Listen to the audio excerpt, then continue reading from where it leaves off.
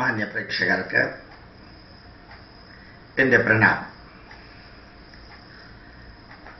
ഇടയ്ക്കൊരിക്കൽ യൂട്യൂബിൽ അപ്ലോഡ് ചെയ്യാൻ വേണ്ടി എടുത്ത ഒരു പ്രഭാഷണത്തിൽ സന്ദേശത്തിൽ ഞാൻ പറയുകയുണ്ടായി, വെള്ളാപ്പള്ളി നടേശൻ്റെ വീട്ടിലേക്ക് ഒരിക്കൽ പോകാനുള്ള അവസരമുണ്ടായി. അദ്ദേഹത്തിൻ്റെ കൂടെ 2-3 മണിക്കൂർ ചെലവഴിക്കാനുള്ള സംതൃപ്തമായ ഭാഗ്യമുണ്ടായി. അന്ന് അവിടെ നിന്ന് ഇറങ്ങുമ്പോൾ ഞാൻ എന്തിനാണ് അവിടെ വന്നത് എന്ന് അദ്ദേഹം അന്വേഷിച്ച സമയത്ത് അദ്ദേഹത്തിനോട് കുറേ ചോദ്യങ്ങൾ ഞാൻ ചോദിച്ചു. വളരെ ഗഹനമായിട്ട് ഒരു ഉത്തരമാണ് അദ്ദേഹം നൽകിയത്. ഞാൻ ചോദിച്ചത്, കേരളത്തിലെ ക്രിസ്ത്യാനികളും മുസ്ലിങ്ങളും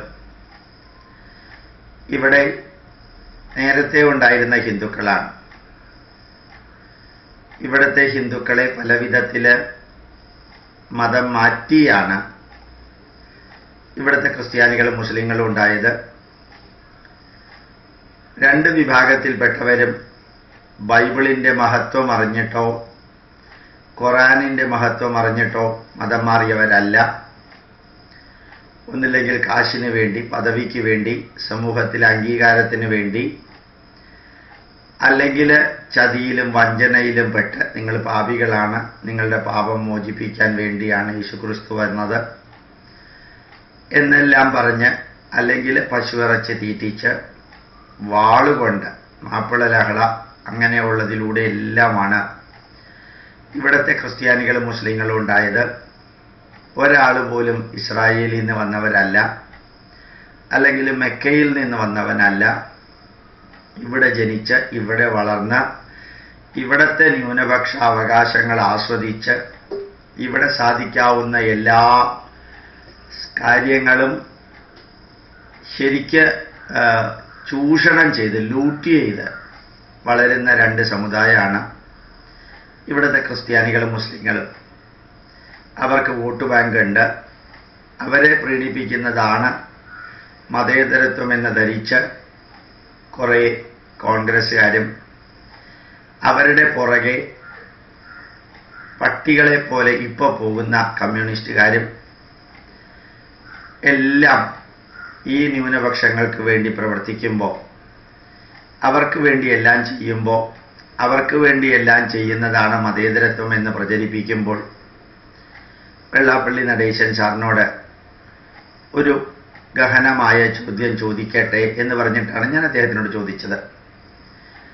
ഇവിടുത്തെ ക്രിസ്ത്യാനിയും മുസ്ലിമും ഇന്ത്യയിലെ ഹിന്ദു രക്തമുള്ളവരായിട്ടും ഇവിടുത്തെ ശ്രീകൃഷ്ണനെ സ്വീകരിച്ചിട്ടില്ല, ശ്രീരാമനെ സ്വീകരിച്ചിട്ടില്ല, ഇവിടുത്തെ ഭഗവത്ഗീതയോ ഭാഗവതമോ ഇവിടുത്തെ ഋഷി പരമ്പരകളെയോ നാരായണ ഗുരുദേവനെയോ സ്വീകരിച്ചിട്ടില്ല.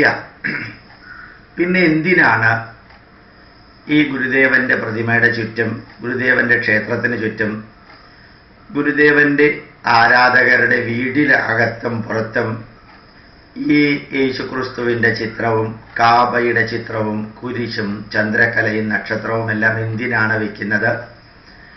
ആരെ ബോധിപ്പിക്കാനാണത് വെക്കുന്നത്? നാരായണ ഗുരുദേവന് അങ്ങനെ വയ്ക്കാൻ പറഞ്ഞിട്ടില്ല. നാരായണ ഗുരുദേവൻ 100% ഒരു ഹിന്ദു മഹർഷിയായിരുന്നു, ഒരു ഹൈന്ദവ അവതാരമായിരുന്നു. അങ്ങനെ നാരായണ ഗുരുദേവൻ പറയാത്തത്, മതമേതായാലും മനുഷ്യൻ നന്നായാൽ മതി എന്ന് പറഞ്ഞത്, ഹിന്ദു ധർമ്മത്തിൽ എന്തെങ്കിലും കുറവുകൾ ഉണ്ടെങ്കിൽ മതം മാറി ക്രിസ്ത്യാനിയോ മുസ്ലിമോ ആകാൻ വേണ്ടിയിട്ടുള്ള ന്യായീകരണമായിട്ട് അത് എടുക്കരുത്. മതമല്ല പ്രശ്നം ഉണ്ടാക്കുന്നത്, മതം കൈകാര്യം ചെയ്യുന്നവരാണ് പ്രശ്നം ഉണ്ടാക്കുന്നത് എന്ന് വ്യക്തമായിട്ട് നാരായണ ഗുരുദേവൻ പറഞ്ഞു. അതിനെ ദുർവ്യാഖ്യാനം ചെയ്ത് ഏത് മതമായാലും കുഴപ്പമില്ല എന്നെല്ലാം ആക്കി തീർത്ത്, എന്തിനാ കുരിശും, ഈ വിദേശത്തു നിന്ന് വന്ന കുരിശ്, വിദേശത്തു നിന്ന് വന്ന ഇന്ത്യയുടെ സംസ്കാരവുമായിട്ട് ഒരു ബന്ധവുമില്ലാത്ത ബൈബിള് ഈ സംസ്കാരത്തിന് ഘടകവിരുദ്ധമായ യേശുക്രിസ്തുവും കുരിശ് ആരാധനയും അതുപോലെ കാബയും ബാക്കിയെല്ലാം നമ്മളുടെ പള്ളികളിൽ എന്തിനാ വയ്ക്കുന്നത്, നമ്മളുടെ അമ്പലങ്ങളിൽ എന്തിനാ വയ്ക്കുന്നത് എന്ന് ചോദിച്ച ചോദ്യത്തിന് ഉത്തരമായിട്ട് വെള്ളാപ്പള്ളി നടേശൻ പറഞ്ഞത്, ഡോക്ടർ പൊക്കോ, ഇനി ഞാൻ നോക്കിക്കോളാം എന്നാണ് പറഞ്ഞത്. ആ വരി അദ്ദേഹം അന്വർത്ഥമാക്കി പ്രാവർത്തികമാക്കുകയും ചെയ്തു. ഗുരുദേവന്റെ ക്ഷേത്രങ്ങളിലെ ഗുരുദേവന്റെ പ്രതിഷ്ഠയ്ക്ക് ചുറ്റും ഗുരുദേവനുമായി ബന്ധപ്പെട്ട സ്ഥാപനങ്ങളിൽ നിന്നെല്ലാം യേശുക്രിസ്തുവും കാബയും കുരിശും ചന്ദ്രക്കലയും മാറ്റി മംഗലാപുരം മുതൽക്ക് കളിയിക്കാവിള വരെ SNDPക്ക് സ്വാധീനമുള്ള എല്ലാ സ്ഥലത്തു നിന്നും ഈഴവ സമുദായത്തിലെ നേതാക്കന്മാരോട്, സംഘടനാ ഭാരവാഹികളോട്, ശാഖകളോട് പറഞ്ഞ് ഈ യേശുക്രിസ്തുവിൻ്റെയും കാബയുടെയും ചിത്രം മാറ്റുകയുണ്ടായി. ഇത് ഞാൻ നേരത്തെ പറഞ്ഞിട്ടുണ്ട്. ഇത് ഇപ്പോൾ ഞാൻ നിങ്ങളോട് പറയാൻ കാരണം, ഒരാഴ്ച മുമ്പ് 6-ാം തീയതി, ഇന്ന് 12-ാം തീയതിയാണ്, ഞാൻ SNDPയുടെ വലിയ ഒരു പരിപാടിയിൽ കാലടിയിൽ പങ്കെടുക്കുകയുണ്ടായി. കുന്നത്തുനാട് SNDP യൂണിയൻ്റെ 1600ഓളം പേര് പങ്കെടുത്തൊരു പരിപാടിയിൽ, ഏതാണ്ട് 1000ഓളം പേര് പങ്കെടുത്ത ഒരു പരിപാടിയിൽ അതേ ദിവസം തന്നെ ആലപ്പുഴയിൽ പങ്കെടുക്കുകയുണ്ടായി. 2 സ്ഥലത്തും പങ്കെടുത്തു എന്നുള്ളത് ഞാൻ യൂട്യൂബിലൂടെ പറഞ്ഞപ്പോൾ കുറേ വ്യക്തികൾ ഇമെയിൽ വഴിക്കും ഫോൺ വഴിക്കും പറയുകയുണ്ടായി, അവിടെ നടത്തിയ പ്രഭാഷണം യൂട്യൂബിൽ അപ്ലോഡ് ചെയ്തുകൂടെ എന്ന് ചോദിക്കുകയുണ്ടായി. ഞാൻ അവരോട് പറഞ്ഞത് ഇതായിരുന്നു, ഒരാഴ്ച വരെ ഞാൻ കാത്തു നിൽക്കും, അവരുടെ വീഡിയോ എനിക്ക് കിട്ടുകയാണെങ്കിൽ അത് അപ്ലോഡ് ചെയ്യാം. വീഡിയോ കിട്ടിയില്ലെങ്കിൽ അവിടെ കൊടുത്ത സന്ദേശം ഞാൻ യൂട്യൂബിലൂടെ അറിയിക്കാൻ ശ്രമിക്കാമെന്ന് പറഞ്ഞു. ഞാൻ 2 സ്ഥലത്തും കൊടുത്തത് ശ്രീനാരായണ പ്രസ്ഥാനത്തിൻ്റെ പ്രവർത്തകർ, SNDP വർക്കേഴ്സ്, ശ്രീനാരായണ ഗുരുദേവൻ 100% ഹിന്ദു പരമ്പരയിൽപ്പെട്ടവരാണ്. നാരായണ ഗുരുദേവൻ എഴുതിയ 61 കൃതികൾ, ചെറുതും വലുതുമായിട്ടുള്ള കൃതികൾ, വളരെ ലളിതവും വളരെ ഗഹനവുമായ കൃതികൾ, ഒരെണ്ണം പോലും യേശുക്രിസ്തുവിനെ കുറിച്ചോ മുഹമ്മദ് നബിയെക്കുറിച്ചോ ഇസ്ലാമിനെ കുറിച്ചോ ക്രൈസ്തവ വിചാരധാരയെക്കുറിച്ചോ ഇല്ല. അനുകമ്പാ ദശകത്തിലെ മുത്തുനബി എന്നൊരു വാക്ക് ഒരു സ്ഥലത്ത് ഉപയോഗിക്കുന്നുണ്ട്, യേശുക്രിസ്തുവിൻ്റെ ഒരു പര്യായവും ഉപയോഗിക്കുന്നുണ്ട്. ശ്രീനാരായണ ഗുരുദേവൻ രചിച്ച കീർത്തനങ്ങളിൽ ഒരു കീർത്തനം ഗണപതിയെക്കുറിച്ചും 3 കീർത്തനങ്ങൾ ശ്രീകൃഷ്ണനെ വിഷ്ണുവിനെ കുറിച്ചും, അതുപോലെ തന്നെ 12 കീർത്തനങ്ങൾ ശിവനെക്കുറിച്ചും, 7 കീർത്തനങ്ങൾ ഭഗവതിയെക്കുറിച്ചും, 6 കീർത്തനങ്ങൾ സുബ്രഹ്മണ്യനെ കുറിച്ചുമാണ്. വേണമെങ്കിൽ ഗുരുദേവൻ ഇത്രയും വലിയ മതേതരത്വവാദി ആയിരുന്നെങ്കിൽ ഒരെണ്ണം യേശുക്രിസ്തുവിനെ കുറിച്ച് എഴുതാമായിരുന്നു, എഴുതിയിട്ടില്ല. 12 നല്ല സന്ദേശങ്ങൾ ദൈവദശകം പോലെയുള്ള കീർത്തനങ്ങളായിട്ട് നൽകിയത് മുഴുവനും ഹൈന്ദവ വീക്ഷണമാണ്. ആത്മോപദേശ ശതകം പൂർണ്ണമായിട്ടും ഉപനിഷത്താണ്.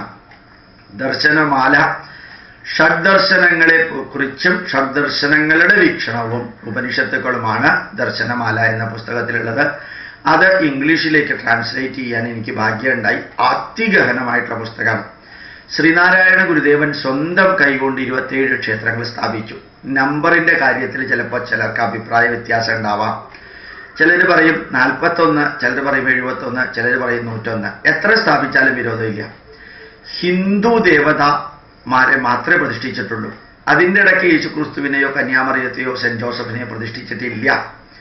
അവിടെ ഒരിടത്തും കുരിശിന്റെ ചിത്രം പോലും വരച്ചിട്ടില്ല, കാബയുടെ ചിത്രം പോലും വരച്ചിട്ടില്ല.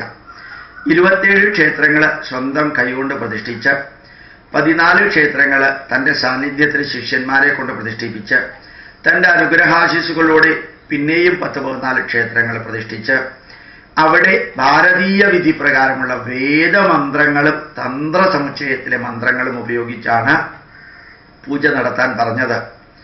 അവിടെ ഈശ്വര അല്ല തേരേ നാം എന്ന് പറയാൻ പറഞ്ഞിട്ടില്ല.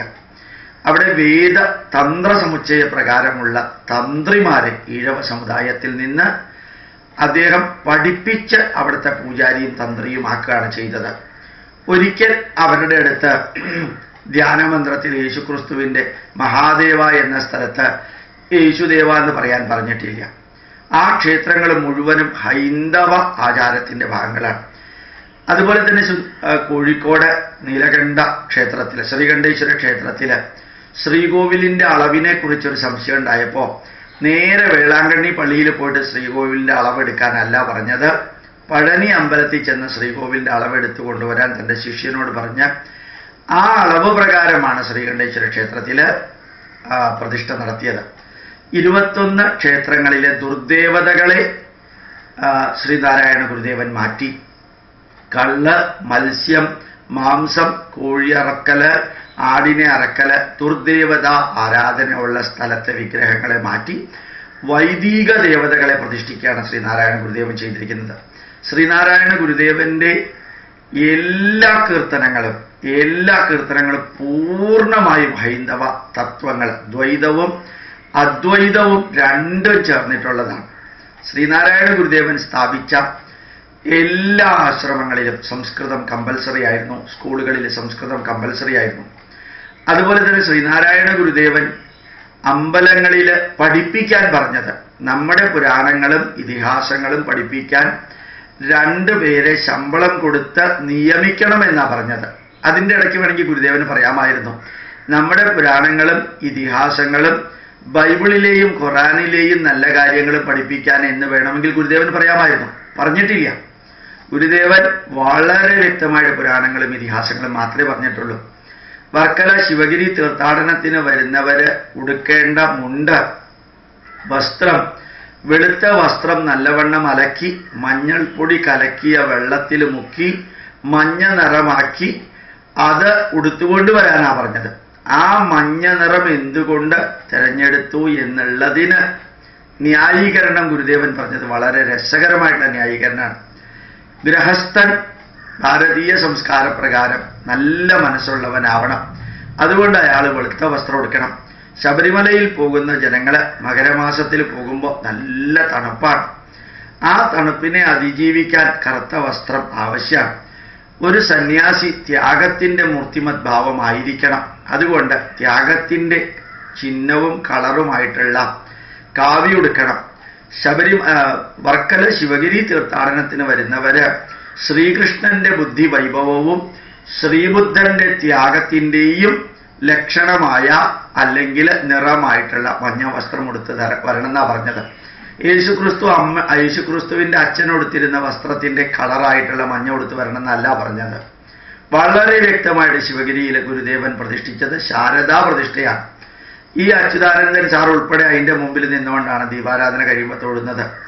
ശ്രീനാരായണ ഗുരുദേവൻ മതേതരത്വവാദിയാണ് എന്ന് ഇവിടത്തെ കമ്മ്യൂണിസ്റ്റുകാരില് ഈഴവ വിഭാഗത്തിൽപ്പെട്ടവരും കോൺഗ്രസ്സുകാരിലെ ഈഴവ വിഭാഗത്തിൽപ്പെട്ടവരും അല്ലാത്തവരും നിരന്തരം പ്രഖ്യാപിക്കുമ്പോൾ എനിക്ക് വർക്കല ശിവഗിരി ആശ്രമത്തിലെ സ്വാമിമാരോടും SNDP നേതാക്കന്മാരോടും പറയാനുള്ളത്, ഇന്ന് ശ്രീനാരായണ ഗുരുദേവന്റെ അനുശാസകരായിട്ട് അനുയായികളായിട്ടുള്ളവർക്ക് ഗുരുദേവനെ കുറിച്ച് കുറേ അധികം അറിയാം. ഒന്നും അറിയാത്തവരാണ് ഈ പിണറായി വിജയനും അതുപോലെ അച്യുതാനന്ദനും ഇവിടുത്തെ ഉമ്മൻചാണ്ടിയും ഇവിടുത്തെ രമേശ് ചെന്നിത്തലയും ഇവിടുത്തെ മറ്റ് രാഷ്ട്രീയക്കാരും. എന്തെങ്കിലും അറിയാവുന്നവരെ പഠിപ്പിക്കാൻ ഒന്നും അറിയാത്തവരെ എന്തിനാ വിളിക്കുന്നത് എന്ന് വരെ എനിക്ക് ചിലപ്പോൾ തോന്നാറുണ്ട്. ഇവര് വന്നിട്ട് പറയും ശ്രീനാരായണ ഗുരുദേവൻ ഒരു വലിയ മതേതരത്വവാദിയായിരുന്നു. അച്യുതാനന്ദൻ, ആരാധ്യനായ അച്യുതാനന്ദൻ എന്ന് പറയണമെന്ന് എനിക്കുണ്ട്. പറഞ്ഞത് ശരിയാവാതെ പോയാലോ എന്ന് വിചാരിച്ചിട്ടാ പറയാത്തത്. അദ്ദേഹം പറയണ്ടായി, ശ്രീനാരായണ ഗുരുദേവനെ ഒരു മതത്തിന്റെ ഭാഗമാക്കാൻ കുറേ പേര് ശ്രമിക്കുന്നു എന്ന്. ശ്രീനാരായണ ഗുരുദേവനെ ഒരു മതത്തിന്റെ ഭാഗമാക്കാൻ ആരും ശ്രമിക്കേണ്ട കാര്യമില്ല. അദ്ദേഹം പൂർണ്ണമായും ഹിന്ദുവാണ്.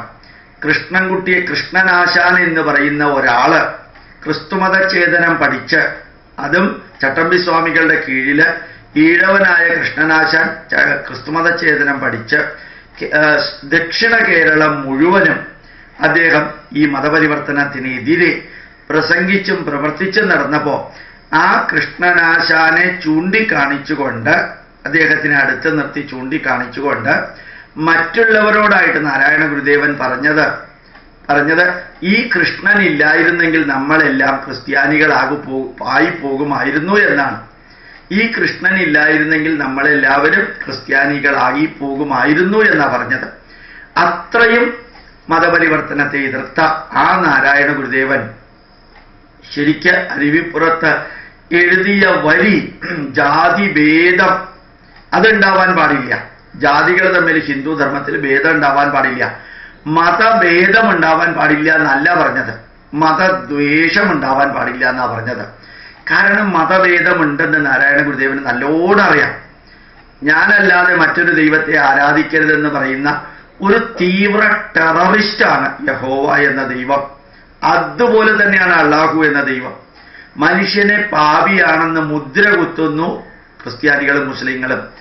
അപ്പൊ അങ്ങനെയുള്ളൊരു മതത്തിൽ നിന്ന് മനുഷ്യൻ ശരിക്ക് ശൃണ്വന്തു വിശ്വേ അമൃതസ്യ പുത്ര, അമരത്വത്തിന്റെ പുത്രനാണെന്നും പാപിയല്ലെന്നും എത്ര ഭംഗിയായിട്ട് ഏത് ഈശ്വരനെ ആരാധിച്ചാലും എന്നിലേക്ക് തന്നെ വന്ന് എത്തിച്ചേരുമെന്ന് പറഞ്ഞൊരു വീക്ഷണമുള്ള ഹിന്ദു മതവും ഹിന്ദു ധർമ്മവും മറ്റ് മതങ്ങളും തമ്മിൽ അടിമുടി വ്യത്യാസമുണ്ട് എന്നറിയാവുന്ന നാരായണ ഗുരുദേവൻ മതദ്വേഷം ഉണ്ടാവാൻ പാടില്ല എന്നാ പറഞ്ഞത്. വളരെ കൃത്യമായിട്ട് നാരായണ ഗുരുദേവൻ വിവരിക്കേണ്ടായി. നമ്മുടെ ഹിന്ദു സമുദായത്തിലെ ദുരാചാരങ്ങളെ ഇല്ലാതെയാക്കാൻ മാത്രമാണ് ഗുരുദേവൻ ശ്രമിച്ചത്. മറ്റൊരു മതത്തിൻ്റെയും കാര്യത്തിൽ ഗുരുദേവൻ ഇടപെട്ടിട്ടില്ല. മറ്റൊരു മതത്തിൻ്റെയും കാര്യത്തിൽ ഗുരുദേവൻ ഇടപെട്ടിട്ടില്ല.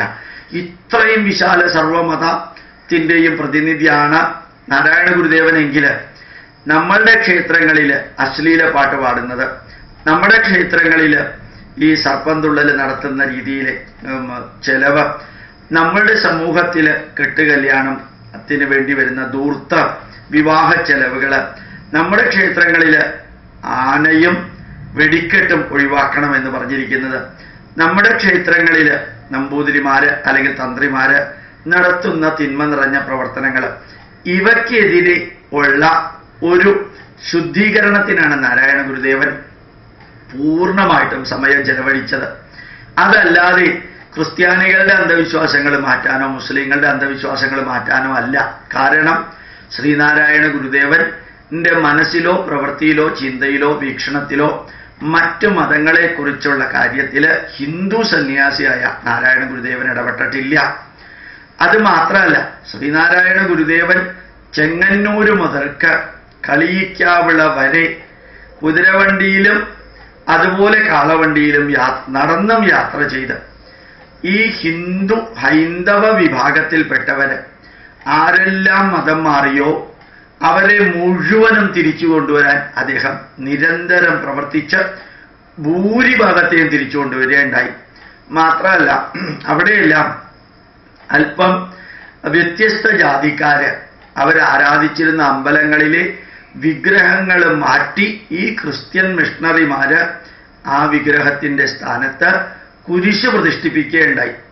ആരാണോ വിഗ്രഹം മാറ്റി കുരിശ് പ്രതിഷ്ഠിച്ചത് അവരെ കൊണ്ട് തന്നെ നാരായണ ഗുരുദേവൻ കുരിശ് മാറ്റി വിഗ്രഹത്തെ പ്രതിഷ്ഠിപ്പിക്കുകയുണ്ടായി.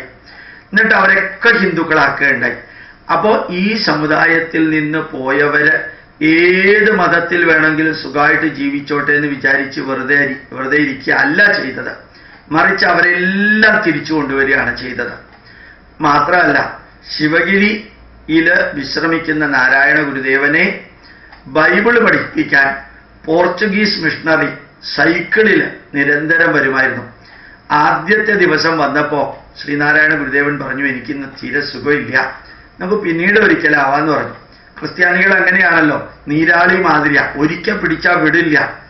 അവനവന്റെ മതത്തിൽ ആളെ കൂട്ടുക എന്നുള്ള കോർപ്പറേറ്റ് ബിസിനസ്സാണ് എല്ലാ ക്രിസ്ത്യാനിയും പുറമെ കാണിക്കാതെയും പുറമെ കാണിച്ചുകൊണ്ടും ചെയ്യുന്നത്. അതിലേറ്റവും വലിയ ബിസിനസ് ചെയ്യുന്നത് യഹോവ സാക്ഷികളും പെന്തക്കോസ്തുകാരുമാണ്. അപ്പൊ നാരായണ ഗുരുദേവനെ മതം മാറ്റാൻ അടുത്ത ദിവസം ബൈബിൾ പഠിപ്പിക്കാൻ വന്നു. അപ്പോഴും ഗുരുദേവൻ പറഞ്ഞു, എനിക്ക് കുറച്ച് പനിയുണ്ട്, വയ്യാൻ. മൂന്നാം ദിവസം വന്നപ്പോൾ ഗുരുദേവൻ ചോദിച്ചു, എന്താ എന്നെ ഇത്രയധികം ബൈബിൾ പഠിപ്പിക്കണം എന്നുള്ള നിർബന്ധം നിങ്ങൾക്ക്? എത്രയോ ഗ്രന്ഥങ്ങൾ ഭാരതത്തിലുണ്ട്, അത് പഠിച്ചിട്ട് പോരെ? അല്ല, നിങ്ങൾ മനുഷ്യര് പാപിയാണ്, പാപികൾക്ക് വേണ്ടിയാണ് യേശു ക്രിസ്തു കുരിശിലേറിയതെന്ന് പോർച്ചുഗീസ് മിഷണറി പറഞ്ഞപ്പോ, ഇപ്പൊ 2000 കൊല്ലങ്ങൾക്ക് മുമ്പ് യേശു ക്രിസ്തു കുരിശിലേറി കഴിഞ്ഞതോടുകൂടി മനുഷ്യന്റെ പാപമൊക്കെ പോയില്ലേ, പിന്നെ എന്തിനാ പാപികളെ എന്ന് വിളിക്കുന്നത് എന്ന് ഗുരുദേവൻ ചോദിച്ചു. അല്ല, പാപം പോയാലും കുറച്ച് പാപം ഉണ്ടെന്ന് പറഞ്ഞു. അതെപ്പോഴാ പോവുക എന്ന് ചോദിച്ചു. അത് ബൈബിള് പഠിച്ചാലേ പോവുള്ളൂ എന്ന്. അപ്പൊ ഇപ്പൊ ബൈബിള് പഠിച്ചാൽ പോകുമെങ്കിൽ ക്രിസ്ത്യാനികളുടെ പാപമെല്ലാം പോയി കഴിഞ്ഞോ എന്ന് ചോദിച്ചു. അല്ല, ക്രിസ്ത്യാനികളുടെ പാപം പോയിട്ടില്ല. അവർ പിന്നെ എപ്പോഴാ പോവാന്ന് ചോദിച്ചു. അത് യേശുക്രിസ്തുവിലേക്ക് മാനസാന്തരപ്പെടണം എന്ന് പറഞ്ഞു. യേശുക്രിസ്തുവിലേക്ക് മാനസാന്തരപ്പെട്ട എല്ലാവരുടെയും പാപം പോയി കഴിഞ്ഞോ എന്ന് ചോദിച്ചു. അത് പോയിട്ടില്ല എന്ന് പറഞ്ഞു. അവസാനം ഇങ്ങനെ കുറേ പറഞ്ഞ് ആ പാതിരിയെ, ആ മിഷണറിയെ മുട്ടുകുത്തിച്ചതിന് ശേഷം അയാൾ പോയതിനു ശേഷം അടുത്തുള്ളവരോട് പറഞ്ഞു, കണ്ടില്ലേ എന്തൊരു ഉത്കടമായിട്ടുള്ള തൻ്റെ മതത്തോടുള്ള അന്ധവിശ്വാസമാണെങ്കിലും വിശ്വാസം എത്ര ശക്തിയാണെന്ന് നോക്കാൻ പറഞ്ഞു. ഹിന്ദുക്കൾക്കില്ലാതെ പോയതും ഇത് തന്നെയാണെന്ന് ഗുരുദേവൻ അവിടെ വെച്ച് പറയേണ്ടായി. ആ വർക്കല ശിവഗിരി ആശ്രമത്തിലേക്ക് രവീന്ദ്രനാഥ ടാഗോറിനെ സ്വീകരിച്ചപ്പോ 10 പുലയ കുട്ടികളെ കൊണ്ട്, ഇഴവ കുട്ടികളല്ല, പുലയ കുട്ടികളെ കൊണ്ട് വേദമന്ത്രം ചൊല്ലിച്ച് പൂർണ്ണ കുംഭത്തോടു കൂടിയാണ് മഹാത്മാഗാന്ധി വന്നപ്പോൾ മഹാത്മാഗാന്ധിയെയും രവീന്ദ്രനാഥ ടാഗോർ വന്നപ്പോൾ രവീന്ദ്രനാഥ ടാഗോറിനെയും സ്വീകരിച്ചത്. അത് ഭാരതീയ ആചാരപ്രകാരമാണ്. അവിടെ ആനവെള്ളം തളിച്ചിട്ടല്ല സ്വീകരിച്ചത്. ഈ കുരിശ് കാണിച്ച് യേശുക്രിസ്തുവിനെ കൊന്ന കഴുമരം കാണിച്ചിട്ടല്ല ഇവരെ സ്വീകരിച്ചത്.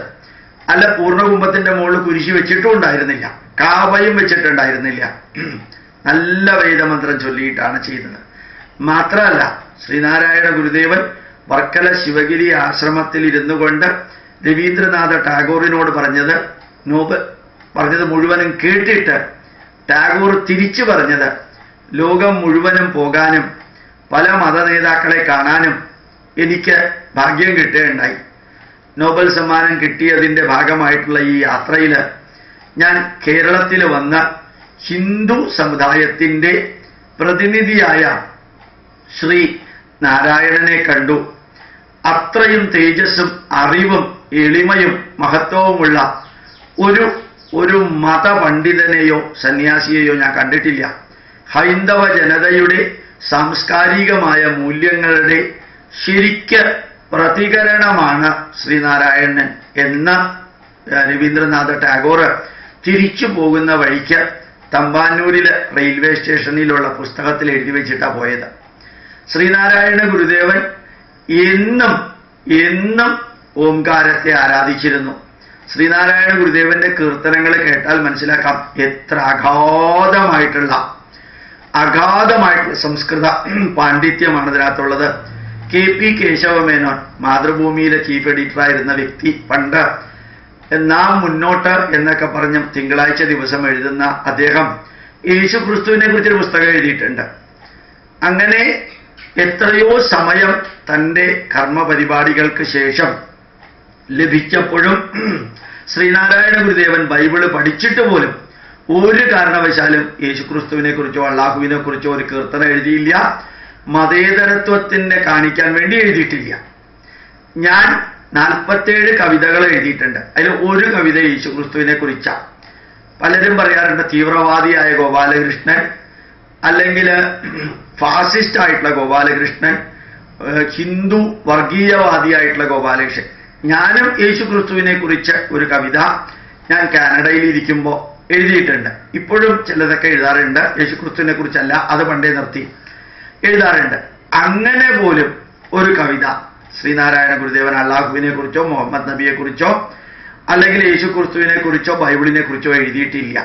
പിന്നെയും ശ്രീനാരായണ ഗുരുദേവനെ ഒരു മതേതരത്വവാദിയായിട്ട് ഇവിടുത്തെ കമ്മ്യൂണിസ്റ്റുകാർ ചിത്രീകരിക്കുകയും 6ാം ക്ലാസ് പോലും പഠിക്കാത്ത കുറെ നേതാക്കന്മാര്, തയ്യൽക്കാരായിട്ടിരുന്നവർ, അതൊന്നും മോശമാണെന്നല്ല പറഞ്ഞത്, എന്തൊക്കെയോ ഞങ്ങൾക്കറിയാം, ഞങ്ങൾ ബുദ്ധിജീവികളാണെന്ന് പറഞ്ഞത് ഇന്ന് മാറ്റി പറയുകയും തോന്നിയ മാതിരി വിളിച്ചു പോവുകയും ചെയ്യുന്നതൊക്കെ പത്രത്തിൽ നിറഞ്ഞു നിൽക്കാനാണ് എന്നുള്ളത് കേരളീയർക്ക് നല്ലോണം അറിയാം. അങ്ങനെയുള്ളവര് വർക്കല ശിവഗിരി ആശ്രമത്തിൽ വന്നിട്ട് നാരായണ ഗുരുദേവൻ വിശ്വപൗരനാണ്. ശ്രീനാരായണ ഗുരുദേവൻ മാത്രമല്ല വിശ്വപൗരൻ, സ്വാമി വിവേകാനന്ദൻ പറഞ്ഞിട്ടുണ്ട്, ഞാൻ ഒരു മതത്തിന്റെയും പ്രതിനിധിയല്ല, ഒരു രാഷ്ട്രത്തിന്റെയും സ്വത്തല്ല, ഞാൻ വിശ്വപൗരനാണെന്ന്. അതുപോലെ തന്നെ രാമകൃഷ്ണ പരമഹംസർ വിശ്വപൗരനായിരുന്നു, ശങ്കരാചാര്യർ വിശ്വപൗരനായിരുന്നു, രമണ മഹർഷിയും വിശ്വപൗരനായിരുന്നു. ഇപ്പോ മാതാ അമൃതാനന്ദമയും ലോകത്തിന്റെ പൗരനാണ്, സായിബാബയും വിശ്വപൗരനാണ്, അതുപോലെ ശ്രീ രവിശങ്കറും വിശ്വപൗരനാണ്. എന്താ അങ്ങനെ പറയാൻ കാരണം? അവർ ഏത് രാജ്യത്തിൽ പോയാലും ആ രാജ്യത്തിലെ ജനങ്ങൾ അവരെ ആ രാജ്യത്തിലെ ആൾക്കാരായിട്ടാണ് എടുക്കുക. അല്ലാണ്ട് ആ രാജ്യത്തിലെ പാസ്പോർട്ട് ഉണ്ടെന്നുള്ള അർത്ഥത്തിലല്ല വിശ്വപൗരൻ എന്ന് പറയുന്നത്.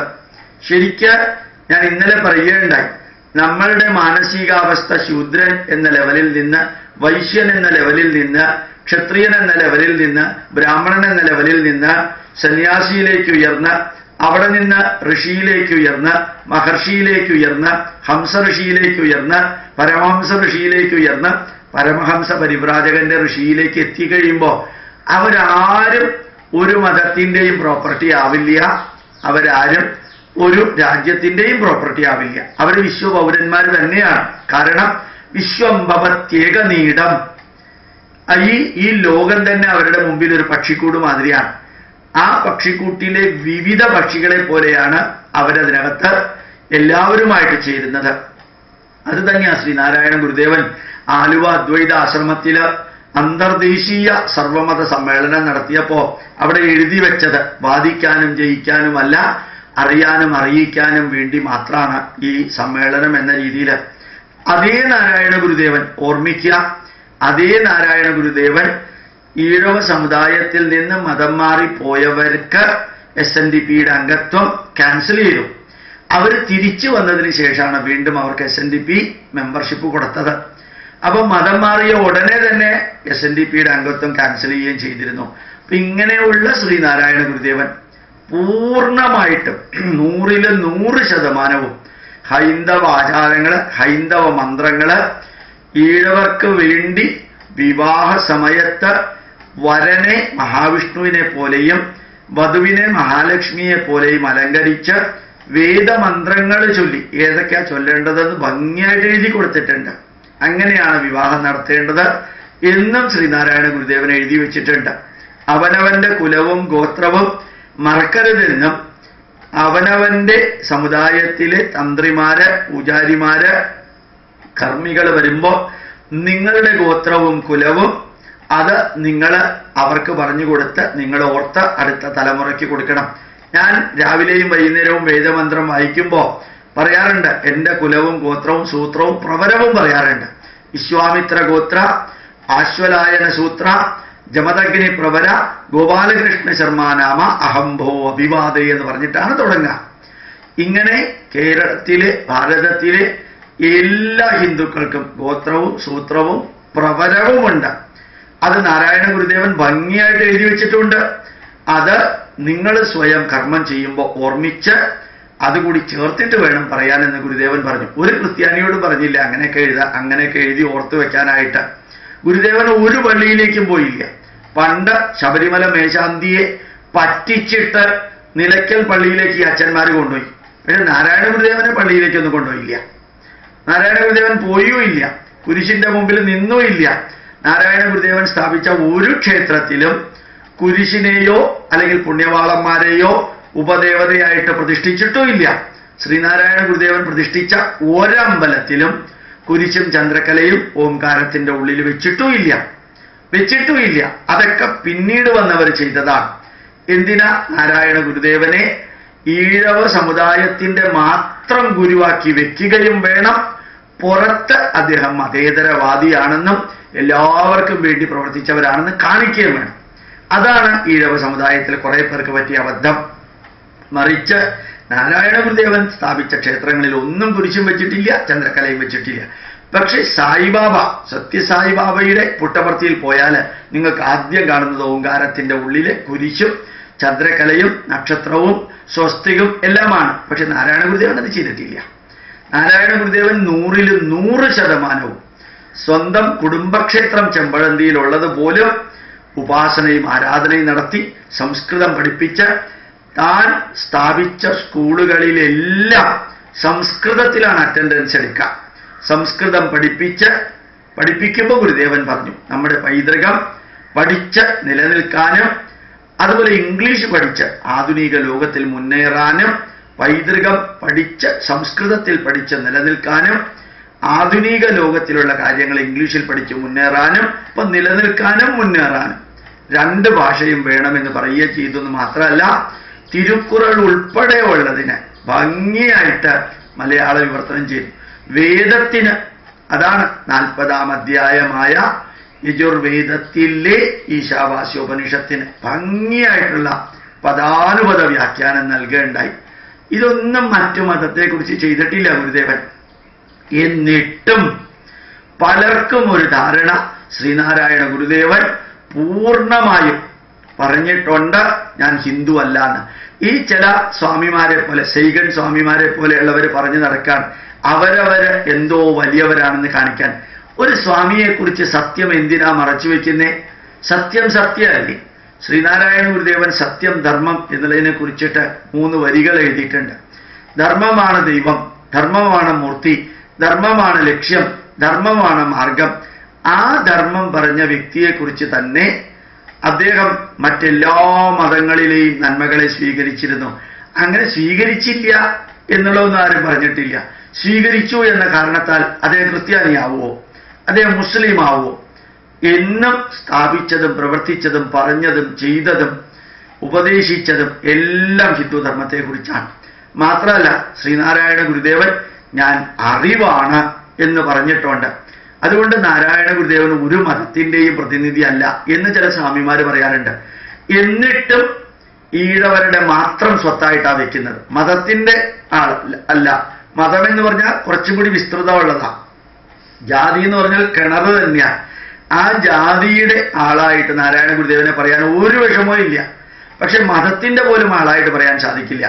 ഓർമ്മിക്കുക, ഞാൻ അറിവാണെന്ന് നാരായണ ഗുരുദേവൻ പറഞ്ഞത് ഋഗ്വേദത്തിന്റെ ഏറ്റവും ഉജ്ജ്വല ഉപനിഷത്തായ ഐതരേയോപനിഷത്തില് പറഞ്ഞിരിക്കുന്ന ഋഗ്വേദ സന്ദേശം പ്രജ്ഞാനം ബ്രഹ്മ, മഹാവാക്യങ്ങളിൽ ഒന്നാമത്തേതാണ്.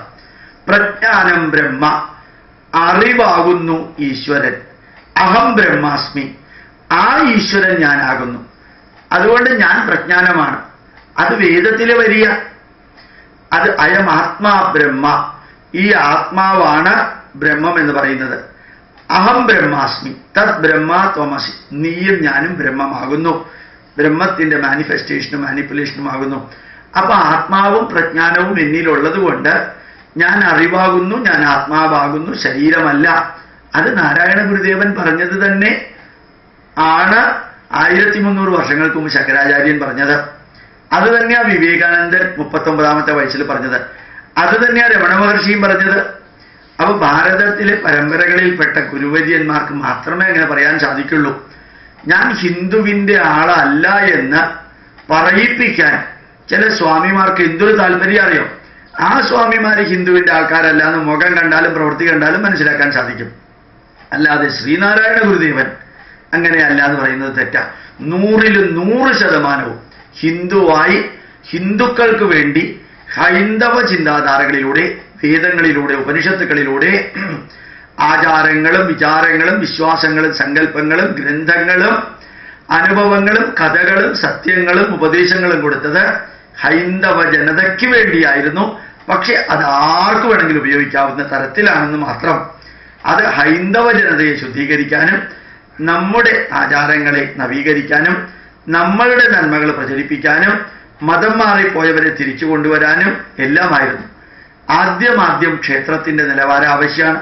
പിന്നീട് ക്ഷേത്രങ്ങളിൽ നിന്ന് മുകളിലേക്ക് പോയാൽ സ്വയം അവതാരമായി മാറുക. അതാണ് ഭാരതത്തിന്റെ ഈശ്വര സങ്കല്പം.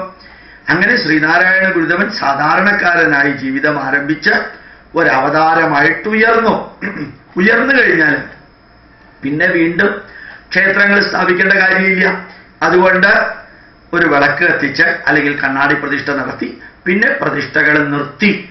പ്രതിഷ്ഠകൾ ക്ഷേത്രങ്ങളിൽ നടത്തുന്നത് നിർത്തിയപ്പോഴും താൻ അതുവരെ ഉണ്ടാക്കിയ ക്ഷേത്രത്തെ ഡിമോളിഷ് ചെയ്യാൻ, ആ ക്ഷേത്രത്തെ നശിപ്പിക്കാൻ ഗുരുദേവൻ പറഞ്ഞില്ല. അവിടെ എല്ലാ ആചാരങ്ങളും അനുഷ്ഠാനങ്ങളും വളരെ വ്യക്തമായിട്ട് പറഞ്ഞു.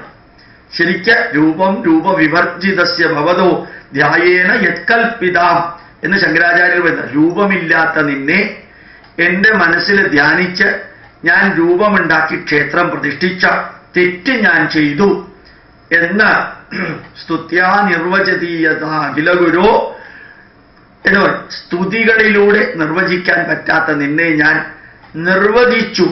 അതുപോലെ നീ മുഴുവനും ഈ ലോകം മുഴുവനും വ്യാപിച്ചു കിടക്കുന്ന ആ വ്യാപ്തസ്ത്വം തീർത്ഥയാത്രാദിന മുഴുവനും വ്യാപിച്ചു കിടക്കുന്ന നിന്നെ ക്ഷേത്രങ്ങൾ തോറും അന്വേഷിച്ച് അവിടെയാണ് നീ ഇരിക്കുന്നത് എന്ന് പറഞ്ഞ് ക്ഷേത്രങ്ങളിൽ തൊഴാൻ പോയി എന്ന് ശങ്കരാചാര്യ പറയുന്നുണ്ട്. അപ്പോ രൂപമില്ലാത്തവന് രൂപം നൽകി, അതുപോലെ തന്നെ വാക്കുകൾ കൊണ്ട് വിവരിക്കാൻ സാധിക്കാത്തവനെ വാക്കുകൾ കൊണ്ട് വിവരിച്ചു. മുഴുവനും വ്യാപിച്ചിരിക്കുന്ന ഒരു ചൈതന്യത്തെ ഒരു സ്ഥലത്താണ് നിൽക്കുന്നതെന്ന് തെറ്റിദ്ധരിച്ചു. ഈ 3 തെറ്റ് ഞാൻ ചെയ്തു എന്ന് ശങ്കരാചാര്യർ പറഞ്ഞത് 32ാമത്തെ വയസ്സിൽ ആ ലെവലിലെത്തിയപ്പോഴാണ്.